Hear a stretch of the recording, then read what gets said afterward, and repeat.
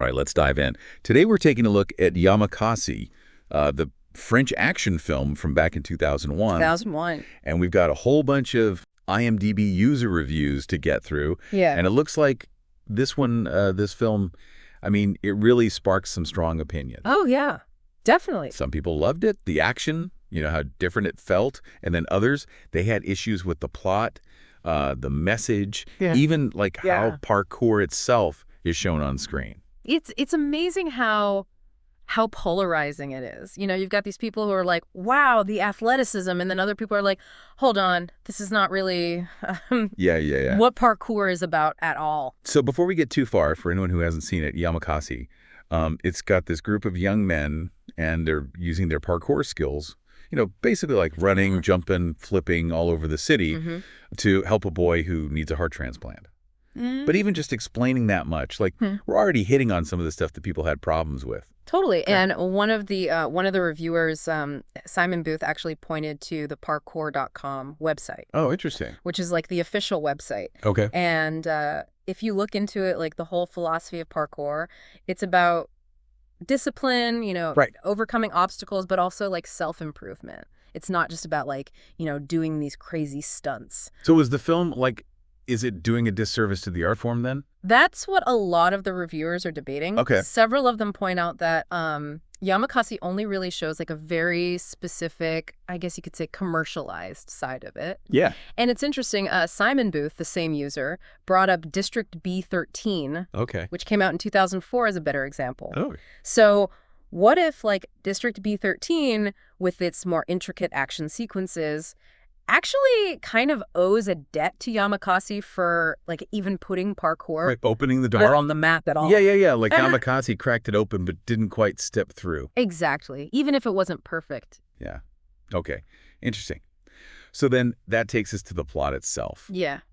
And a lot of users called it out as weak or unoriginal. Right. Is it just that whole save the kid thing that's throwing people off? I think it's more than that. Okay. Think about the action films that really work when they have that similar kind of premise.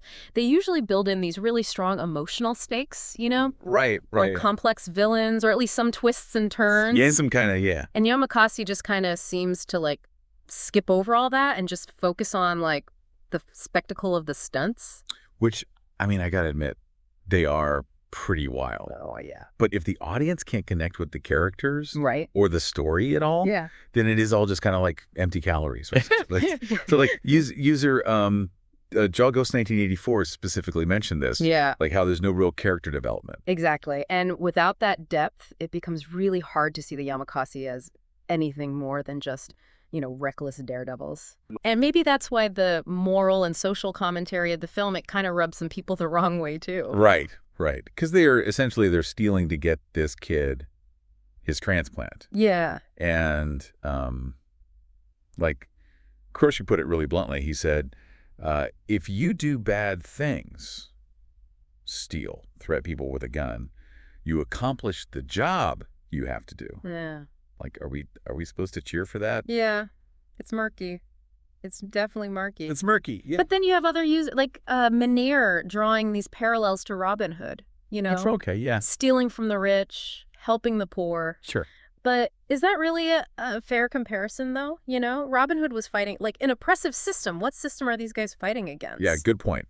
Okay, but here's where it gets really interesting. Okay. User Tipra drops some behind-the-scenes knowledge here. Oh, yeah. That adds a whole other layer to this. Yeah. Apparently, the original parkour group wanted nothing to do with this film. Right. They were like, no thank you.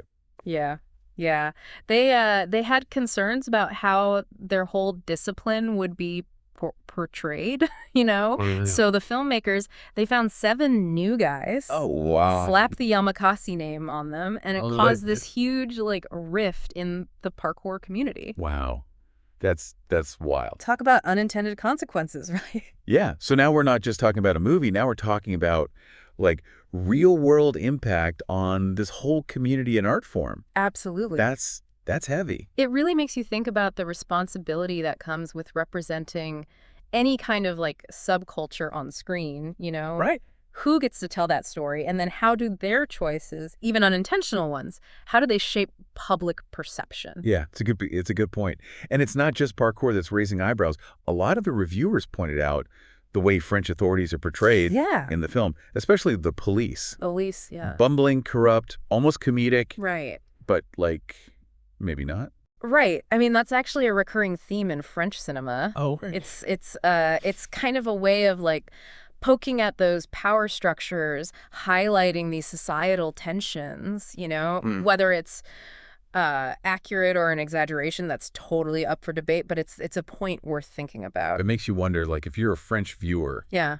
do you see that differently than if you're Absolutely. outside of France? Absolutely. Is it like a shared understanding? Is it like a cultural in-joke? Or Yeah. is it actually perpetuating stereotypes? It's all of those things, potentially.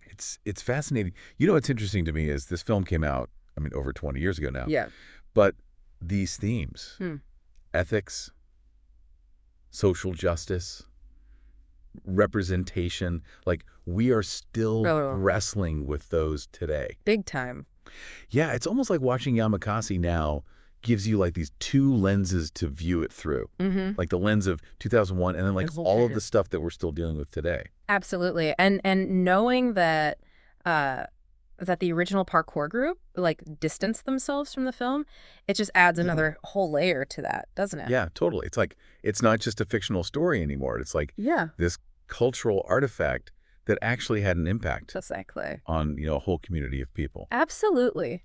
And thinking about it from the original group's perspective, like they must felt some kind of disconnect with For sure. how their art form was being presented. It's almost like their voices were being spoken for, but not by them, Yeah. Absolutely. And it makes you wonder if like maybe the filmmakers even unintentionally Yeah. ended up reinforcing some of the stereotypes that they might have been trying to challenge, Right. Like this idea that these young men, they're only capable of like reckless stunts Mm, instead of like this thoughtful, disciplined movement. right. And remember how some reviewers thought that like what the Yamakasi were doing in the film Mm-hmm. was like morally questionable? Yeah. Stealing to save a life, like that whole Yeah. Robin Hood dilemma. It makes you think like maybe the real life parkour community Right. would have approached that situation totally differently. That's such a good point. Like, what if the original group had been involved? Yeah. Would the film have explored those ethical things more deeply? Right, exactly. Would we have seen like a more nuanced understanding of parkour's philosophy? Maybe even a different solution to the boy's need for a transplant. Oh, interesting. It's like we're left with this what if scenario where like the film we got is fascinating Yeah. in its own right, but it also kind of feels incomplete. You know what I mean? I know exactly what you mean. It's this reminder that even with the best intentions, like representation really matters. Absolutely. And those power dynamics, you Yeah. know, Yeah. between those telling the story and those whose story is actually being told. I mean, Yeah. imagine being part of the parkour community back then. Right. And watching this film become this global phenomenon Yeah. while like feeling like your perspective was totally sidelined. Oh, that would be so frustrating. Totally. But speaking of perspectives, the film's portrayal of French authorities, especially the police, Yeah. that also caught my attention. Oh, yeah, for sure. It's played for laughs, but there's definitely like this undercurrent of Oh, yeah. social commentary there. You know what I mean? Absolutely. And it's not just Yamakasi either. This is like a recurring thing in French cinema. Okay. You often see authority figures being portrayed as incompetent, corrupt, even absurd, Yeah. It's a way for the filmmakers to kind of poke at these power structures, Right. highlight like societal anxieties, Yeah. maybe even provoke a little bit of reflection from the audience. Yes, you wonder if like French viewers Yeah, interpret that absolutely. than someone outside of France. Oh, yeah.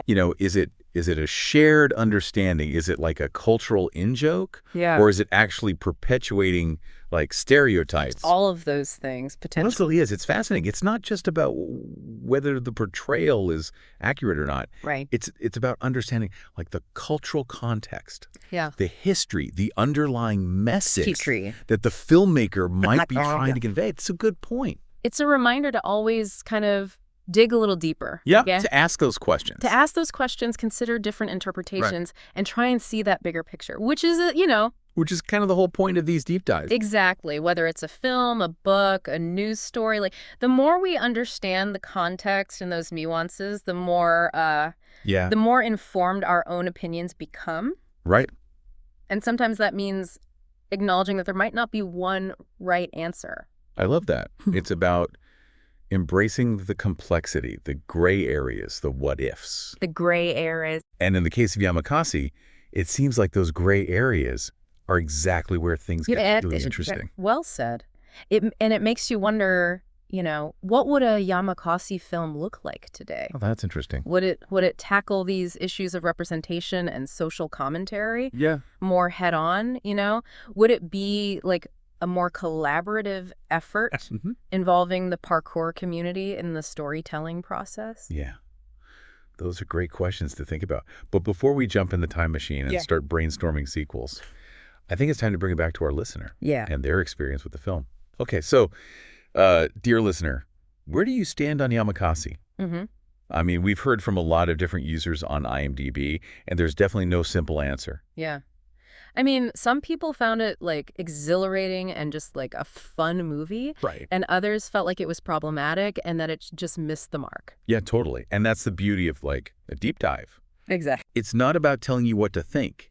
It's about giving you, like, all the tools and the context to, like, form your own opinion. Exactly. So did you find yourself drawn to those parkour sequences, even if you noticed some of the limitations? Right. Or did the portrayal of, like, the Yamakasi themselves leave you feeling a little uneasy, especially knowing how the real-life community Totally impacted? Yeah. Yeah. It's interesting to consider how your own background and your own experiences might, like, shape your interpretation, Right. Maybe you're a film buff who can appreciate the stylistic choices, even if the plot feels a little familiar. Right.